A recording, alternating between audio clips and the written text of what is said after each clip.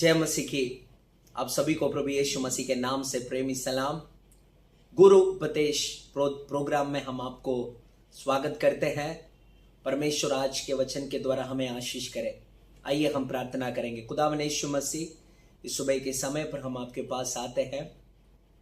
आप दिए इस सुंदर दिन के लिए धन्यवाद। आज के दिन में जो वचन हम मनन करने जा रहे हैं, जो वचन हम सीखने जा रहे हैं, वो वचन हमारे जीवन के लिए आशीष का कारण रहे। हमारे जीवन में वो वचन अपा परिवर्तन लाने पाए। हमारे जीवन को वो आशीष करने वाला, हमारे जीवन को उन्नति लाने वाला वचन होने पाए। अपा हम ना केवल सुनने वाले, सुनकर उसके अनुसार करने वाले बने। प्रभु आशीष दे यीशु के नाम से, आमीन। प्रियो, हमने पिछले हफ्ता हमारे पहला सेशन में हमने ये देखा था, एक कांद के लिए योजना बनाना, एक कांद के लिए plan banana, make plans for solitude. आज हम क्या देखने जा रहे हैं कि लव फॉर सॉलिट्यूड, एक कांद के प्रति प्रेम। हमें एक कांद के लिए योजना बनाना है करके हमने देखा। अब हम एकांत के प्रति हमें एक प्रेम होना चाहिए, हमें एक चाहत होना चाहिए कि मैं परमेश्वर के उपस्थिति में एकांत में बैठूं। उस एकांत के प्रति हमें एक प्रेम होना चाहिए, एक चाहत होना चाहिए। कई बार हमें परमेश्वर के उपस्थिति में एकांत में बैठना बहुत ही कठिन बात हो जाता है। हम इतना प्रेम नहीं करते, इतना हम नहीं चाहते हैं। परमेश्वर के उपस्थिति में एकांत में बैठना, वचन के साथ, बाइबल के साथ बैठना हमें कई बार अच्छा नहीं लगता, वो हम प्रिय नहीं गिनते हैं। जैसे हम दुनिया को एंजॉय करते हैं, वैसे हम एकांत में बैठने के समय को एंजॉय नहीं करते हैं। इस सुबह के समय पर मैं आपको कुछ वचनों को याद दिलाना चाहूंगा।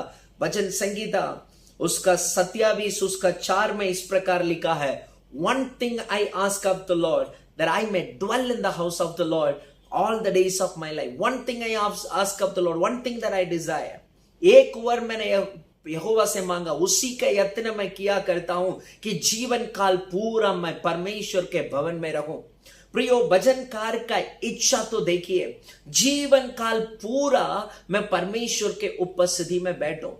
एक व्यक्ति का इच्छा देखिए, जीवन काल पूरा मैं परमेश्वर के उपस्थिति में बैठूं, परमेश्वर के महान कार्यों को मैं वर्णन करूं, परमेश्वर का वचन को पढ़ूं, परमेश्वर का वचन को मैं मनन करूं, परमेश्वर को और अधिक जानूं, परमेश्वर के साथ मैं जुड़े रहूं।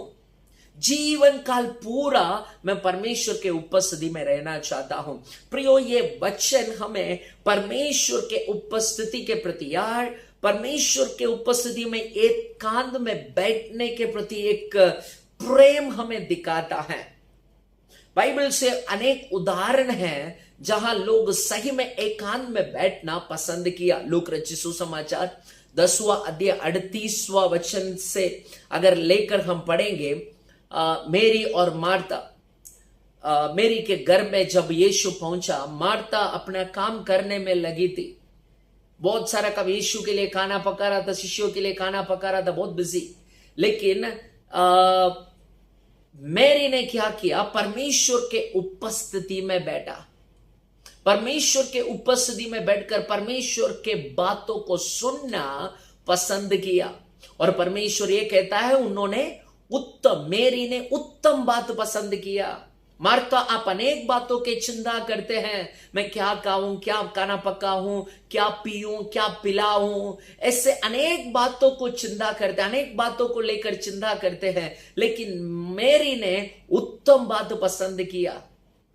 तो परमेश्वर के उपस्थिति में बैठना मरियम के लिए, मरियम ने उसको प्रिय जाना है। परमेश्वर के उपस्थिति में बैठना मेरे लिए मुख्य है गिना, उनको अच्छा लगा परमेश्वर के उपस्थिति में बैठना। दूसरा एक उदाहरण मत्ती रचित सुसमाचार 17 अध्याय उसका 1 और 2 वचन में पढ़ेंगे तो परमेश्वर यीशु मसीह अपने प्रिय चेलों में से 3 लोगों को, पतरस, याकूब और यूहन्ना को लेकर परमेश्वर पहाड़ पर चढ़ गया था। परमेश्वर पहाड़ पर चढ़ गया था जहां वो रूपांतर हुआ था, राइट, रूपांतर हुआ था। वहां पर एलाइजा और मूसा यीशु के सामने प्रकट हुए। यीशु के सामने मूसा और एलिया प्रकट होते हुए पतरस, यूहन्ना और याकूब देखा। पतरस ने क्या कहा बताए, हे यीशु, ये जगह बहुत अच्छा है, हम आपके लिए एक तंबू बनाए, एलिया के लिए एक तंबू बनाए, मूसा के लिए एक तंबू बनाए, हम तीनों के लिए 3 तंबू, आप तीनों के लिए 3 तंबू बनाए और हम यहीं पे ही रहते हैं। वो जहां पतरस रहना चाहा वो परमेश्वर की उपस्थिति है। जहां पतरस ने परमेश्वर का महिमा को देखा, भले परमेश्वर उससे प्रसन्न नहीं था, परमेश्वर उनको वापस ले जाना चाहा, परमेश्वर अपना महिमा को कुछ वक्त के लिए उनको दिखाना चाहा, लेकिन यहां पर पतरस को वो इच्छा तो देखिए, आपके लिए एक घर बनाए, एलिया के लिए घर बनाए, एक मूसा के लिए बनाए, हम तो चौकीदार बन के रहेंगे, हम तो चौकीदार बन के रहेंगे, लेकिन ये जगह बहुत अच्छा है, स्वर्ग का द्वार मैं यहां देख रहा हूं, मैं यहां पे ही रहना चाहता हूं, यहां पे एक तंबू बनाकर हम यहीं पे ही रहते हैं जिंदगी पर। हालेलुया। तो पतरस को इसके प्रति, परमेश्वर के उपस्थिति के प्रति एक प्रेम हम देखते हैं।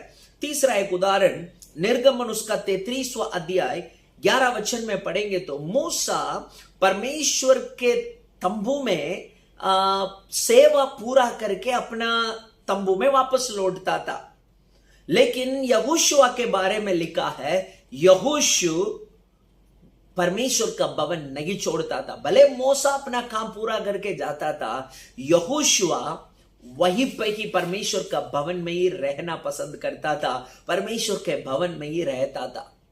प्रियो, यहां पर मेरी हो, पतरस हो, यहोशुआ हो, इनके अंदर हम क्या देखते हैं, परमेश्वर के उपस्थिति में एकांत में बैठने के प्रति एक प्रेम, एक चाहत उनके अंदर है, मुझे परमेश्वर के उपस्थिति में बैठने दो, मुझे परमेश्वर के उपस्थिति में बैठना है।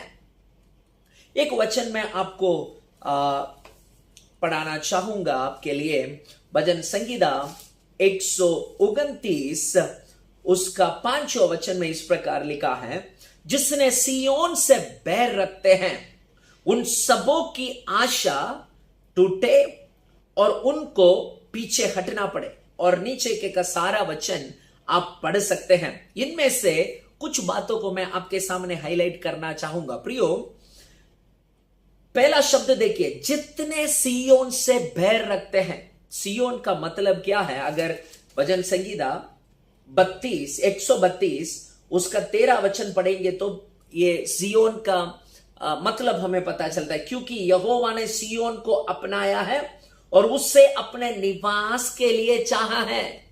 यहोवा ने सियोन को अपनाया है और उससे अपने निवास के लिए चाहा है। मतलब सियोन ये है, परमेश्वर का निवास स्थान है, तो परमेश्वर के उपस्थिति है।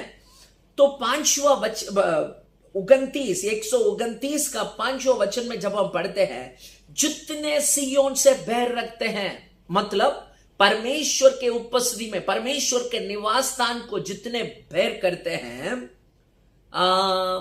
क्या लिखा है? Will be put to shame, will be, वो सर झुकेंगे और उनको पीछा हटना पड़ेगा और वो घास के समान होंगे और उनके जीवन में आशीष रुकेंगे ही नहीं और कोई भी लोग उनको आशीष नहीं करेंगे। तो इस तरह आप पूरा वचन में पढ़ सकते हैं। 6वां वचन में, वे छत पर की घास के समान हो। कौन?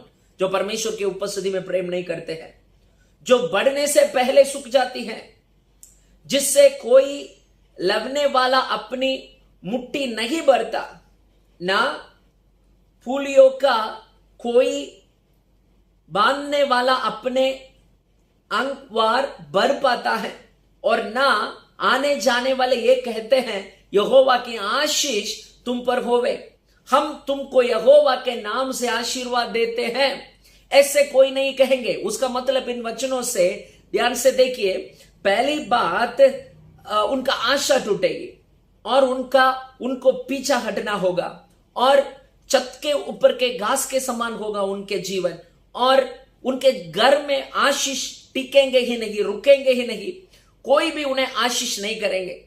अगर इसी वचन को, इस वचन के ऑपोजिट में, विपरीत में, अगर हम ऑपोजिट में अगर हम देखें, ये परमेश्वर के उपस्थिति, यार सियोन से बैर करने वाला, तो सियोन से प्रेम करने वाले को क्या मिलेगा?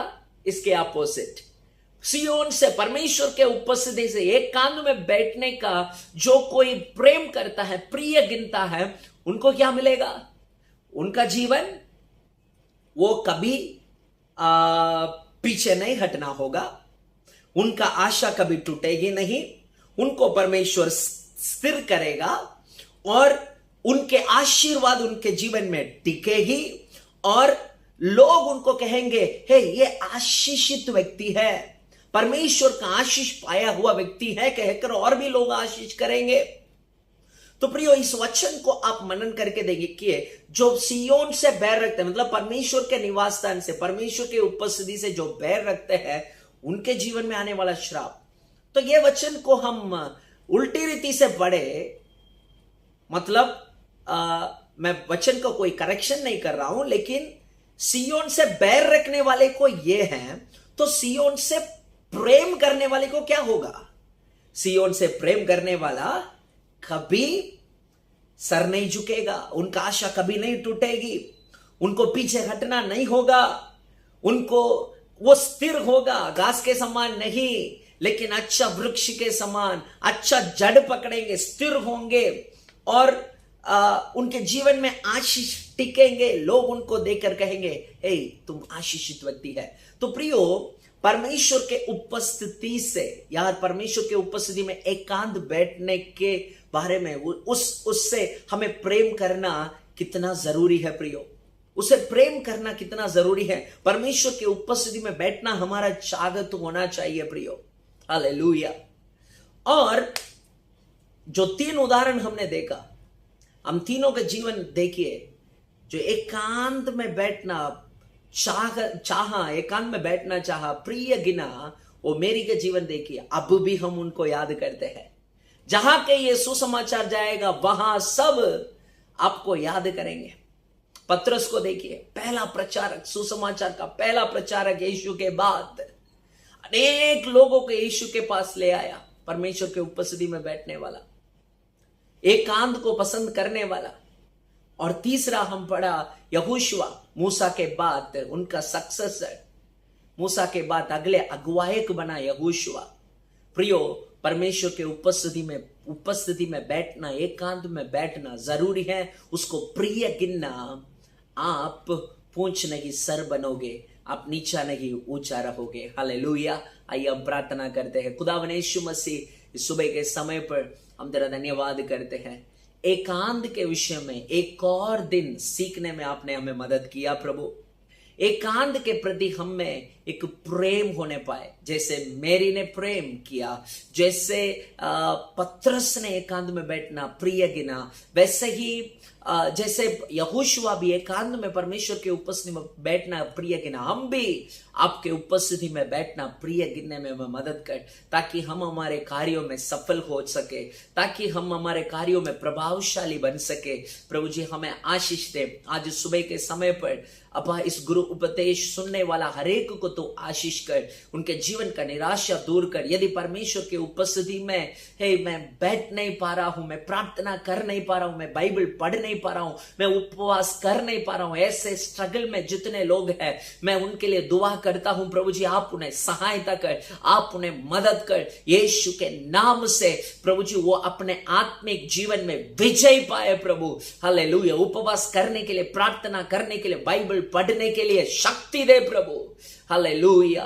यीशु के नाम से सफल आत्मिक जीवन जीने के लिए आप सहायता करिए राजा। धन्यवाद करते हैं। जब हम आपके राज्य को ढूंढेंगे, बाकी सब कुछ हमें दिया जाएगा।